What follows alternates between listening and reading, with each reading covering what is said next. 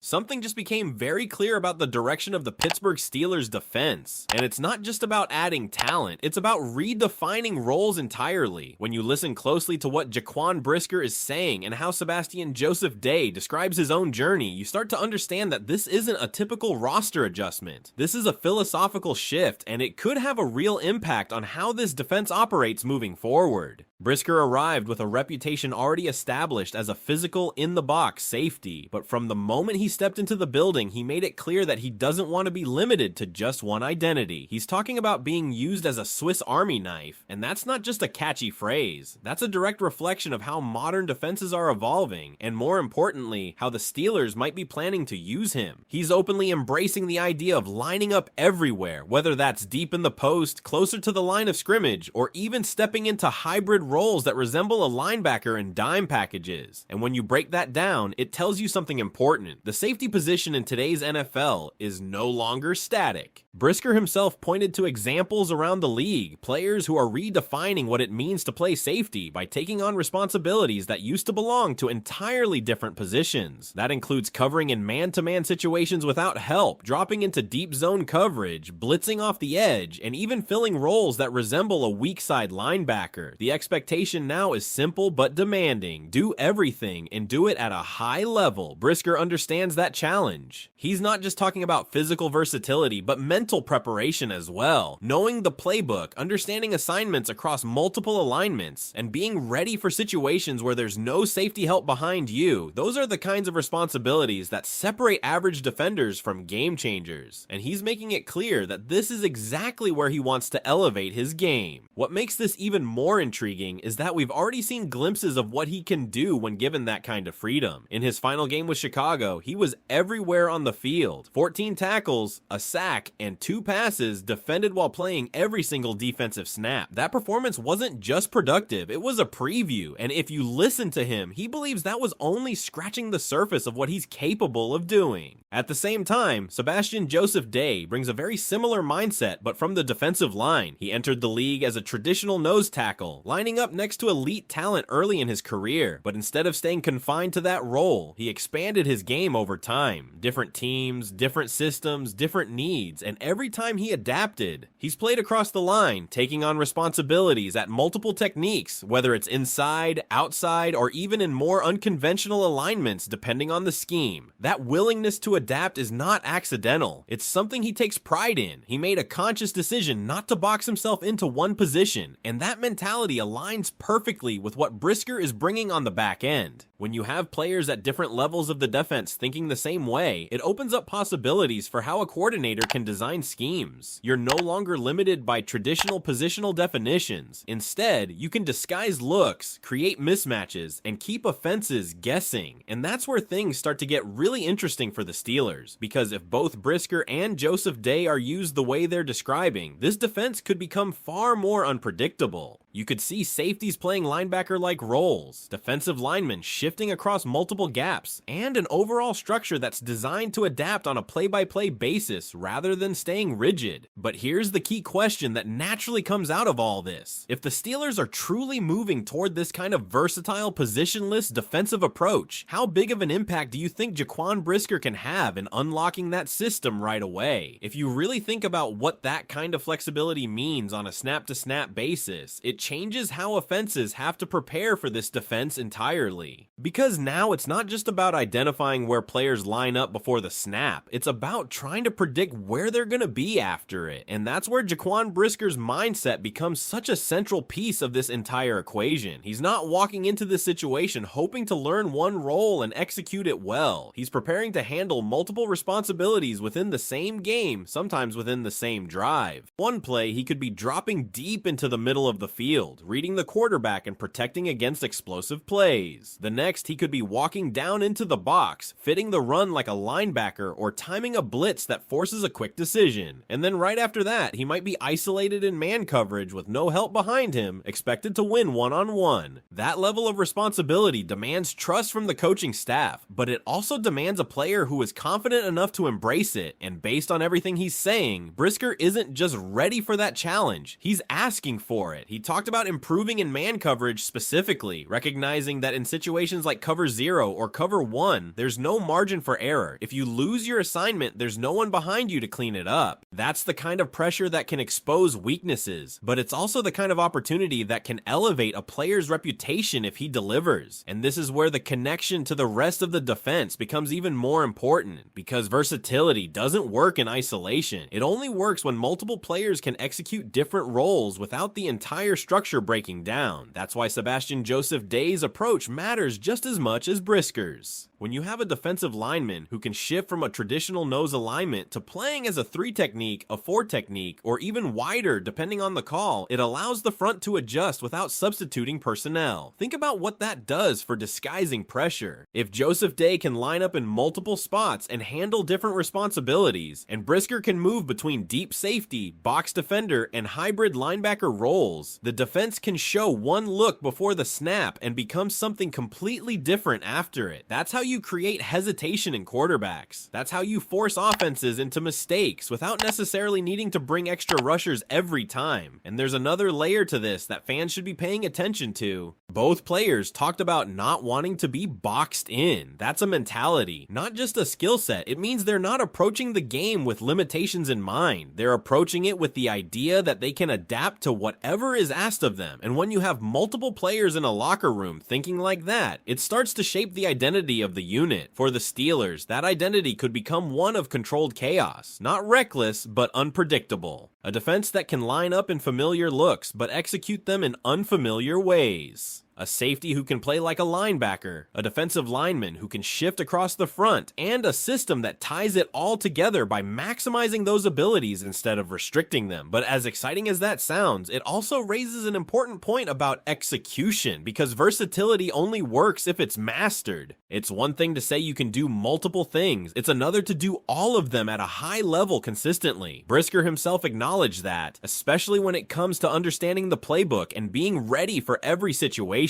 The mental side of this transition is just as demanding as the physical one, so now it becomes about how quickly all of this comes together on the field. How fast can Brisker fully integrate into this system and start making those impact plays consistently? How effectively can Joseph Day's flexibility be utilized within the defensive front? And how willing will the coaching staff be to lean into this versatility early in the season instead of easing into it? And the more you think about it, the more this feels like something that could ripple beyond just these two players. Because when a defense starts to lean into versatility like this, it doesn't stay isolated to one position group. It challenges everyone else on that unit to expand their own roles, to communicate better, and to operate with a higher level of awareness. If Brisker is moving around the formation, that affects how the corners adjust. If Joseph Day is shifting across the line, that changes how the edge rushers set up their assignments and how linebackers read gaps behind him. Everything becomes more interconnected, and when that connection is strong, that's when you start to see defenses that don't just react but dictate. There's also a psychological edge that comes with this kind of system. Offenses thrive on predictability. They want to diagnose coverages pre-snap, identify mismatches, and get into the right play with confidence. But when defenders are constantly rotating, disguising, and showing different responsibilities, that confidence starts to erode. Quarterbacks hesitate just a fraction longer, and in the NFL, that fraction is everything. For Brisker, this is the stage he's been waiting for. He made it clear that what people have seen so far is not the full picture. That last performance with Chicago, where he filled the stat sheet and impacted the game in multiple ways, was just a glimpse. Now he's stepping into a situation where he's not only allowed to expand that role, but expected to. And for Joseph Day, it's another opportunity to prove that his value goes beyond traditional labels. He's built his career on adapting, on stepping into whatever role was needed, and delivering in a system that appears to value exactly that kind of flexibility. He could quietly become one of the most important pieces in making everything work up front. So when you put it all together, this isn't just about adding two players. It's about adding two mindsets that align with a broader vision. A defense that doesn't want to be predictable, that doesn't want to be limited, and that's willing to trust its players to execute a more complex, more demanding approach. And that's where the real test begins, because everything we're talking about right now lives in the space between potential and proof. It sounds great on paper. It sounds even better when you hear the players themselves embracing it, but Sundays are where this kind of identity either comes alive or falls apart. What makes this situation so intriguing is that both Jaquan Brisker and Sebastian Joseph Day aren't just saying the right things, they've actually lived this approach in different ways throughout their careers. Brisker already showed flashes of being that do-it-all defender, especially in high-pressure moments where he was asked to stay on the field for every snap and impact the game across multiple phases. Joseph Day, on the other hand, built his value by adapting year after year, system after system, proving he could handle whatever role was handed to him. Now imagine those two mentalities operating within the same defensive structure, one on the back end and one in the trenches. It creates a kind of balance that's hard to find. You have flexibility at the point of attack and flexibility behind it. That combination gives a defense the ability to adjust in real time without losing its shape, without needing constant substitutions, and without tipping its hand to the offense. But here's something else to consider that often gets overlooked. Versatility like this doesn't just create complexity for opponents, it creates accountability within the unit. When players are trusted with multiple roles, there's no hiding. You can't rely on being protected by a narrow assignment. You have to understand the full picture, you have to communicate, and you have to execute consistently no matter where you line up. That kind of environment can elevate a defense, but it also demands a lot from every individual involved. And that's why the early part of the season could be so telling, not just in terms of results, but in terms of how comfortable this group looks operating within this system. Are the rotations smooth? Are the disguises effective? Are players reacting instinctively, or are there moments of hesitation? Those small details will reveal whether this vision is truly taking hold or still in the process of being built. Because if it does take hold, if Brisker becomes that true Swiss Army knife in the secondary and Joseph Day continues to be that adaptable presence along the line, this defense could start to develop an identity that's both aggressive and unpredictable. The kind of identity that forces offenses to play more cautiously, that creates opportunities for turnovers, and that shifts momentum in critical moments. And that's ultimately what this is all about. Not just looking different, but making a difference when it counts. Turning versatility into production, turning flexibility into disruption, and turning potential into results. And if you take that question one step further, it really becomes about expectations. Because once a team starts moving in this direction, once players openly talk about expanding their roles, and the system begins to reflect that, the standard naturally rises. It's no longer just about being solid or consistent. It's about being disruptive, adaptable, and difficult to figure out every single week. For the Steelers, that could mean a shift in how games are controlled defensively. Instead of relying purely on structure and execution within fixed roles, this opens the door to more situational creativity. Third downs could look completely different from early downs. Red zone packages could become more aggressive and disguised, and even 2-minute situations might feature looks that force quarterbacks into uncomfortable decisions under pressure. And this is where Brisker's hunger to do more becomes such a key detail. He didn't talk like someone satisfied with what he's already shown. He talked like someone who feels there's a